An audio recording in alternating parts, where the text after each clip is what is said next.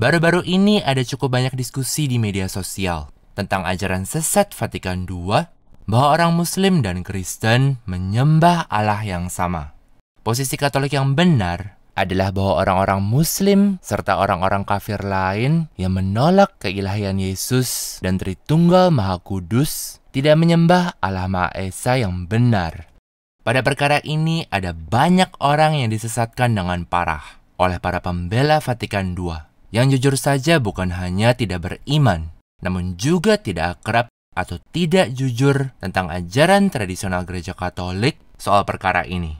Bahkan, para bidah pembela sekte Vatikan II telah menjadi begitu lancang dalam delusi mereka tentang hal ini. Sampai-sampai beberapa dari mereka bahkan mengklaim bahwa otoritas Katolik selalu berpendapat bahwa meskipun menolak keilahian Yesus dan Tritunggal, orang-orang Muslim menyembah Allah yang sama dengan yang disembah orang Kristen atau Katolik. Misalnya, pembela sekte Vatikan II bernama Joe Heschmeyer mengklaim bahwa menyangkal pandangan bahwa orang Yahudi dan Muslim menyembah Allah Maha Esa yang benar merupakan kebaruan Protestan. So the idea that Muslims and Christians worship separate gods, or worse, that Muslims, Jews, and Christians all worship separate gods, is a pretty modern error, one that seems to have had its origins in some form of Protestantism. Yang dia klaim benar-benar salah, dan dia sama sekali tidak akrab dengan ajaran Katolik atau sejarah tentang hal ini. Ada banyak orang lain yang membuat klaim-klaim sesat serupa. The Fathers agree with Vatican II on this point. The Medievals agree with Vatican II on this point. The Scholastics agree with Vatican II on this point. The Church has always recognized that Muslims and Jews aren't like other non-Christians because they do worship the one God. This isn't actually a hard question. Christians and Muslims obviously worship the same God. Pada video ini akan kami kutip anggota Ordo Dominikan terkenal, Santo Vincentius Ferrarius. Dia ini adalah seorang pembuat mukjizat, pengkhotbah, dan ahli logika. Akan dikutip pula pada video ini katekismus tentang Islam yang diterbitkan oleh seorang teolog skolastik pada tahun 1586. Ini hanya beberapa kutipan saja dari banyak poin baru yang kalau Allah berkenan kami harap bisa bagikan soal topik ini.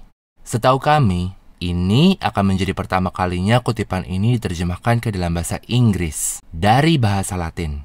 Sehubungan Santo Vincentius Ferrarius, kami tentu saja sadar bahwa dia tidak infalibel. Namun pernyataannya mencerminkan posisi sejati dan tradisional Gereja Katolik pada perkara ini, sama seperti katekismus yang akan kami kutip. Kutipan-kutipan seperti ini sedemikian dahsyat, karena secara langsung membahas masalah apabila orang Muslim dan Yahudi percaya dan menyembah ilah palsu ataukah Allah benar. Ini berbeda jauh dengan banyak kutipan yang diajukan pihak lain. Kutipan-kutipan yang sebenarnya tidak mendukung posisi mereka. Karena yang diajukan kutipan-kutipan itu hanyalah pandangan bahwa orang Muslim mengakui atau menyembah satu Allah. Maksudnya bahwa mereka monoteis, bukan bahwa mereka menyembah Allah yang sama dengan yang disembah orang Katolik. Beberapa kutipan yang mereka gunakan juga diterjemahkan dengan salah.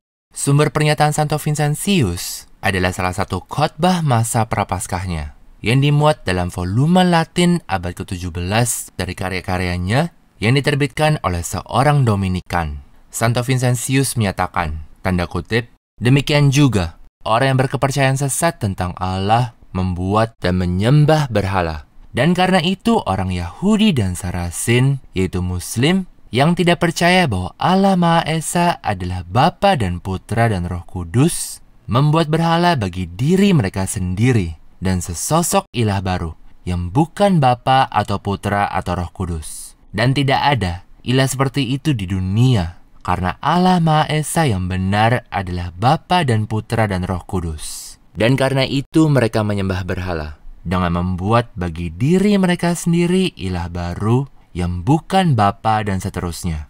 Kutip tutup. Seperti yang kita lihat, Santo Vincentius sangat jelas.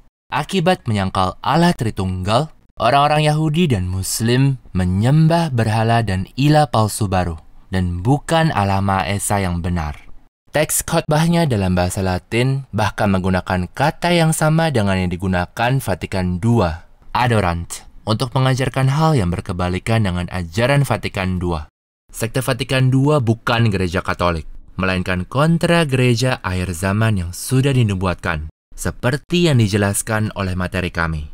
Santo Vincentius juga mengajarkan bahwa orang Yahudi dan Muslim harus percaya kepada Yesus supaya selamat.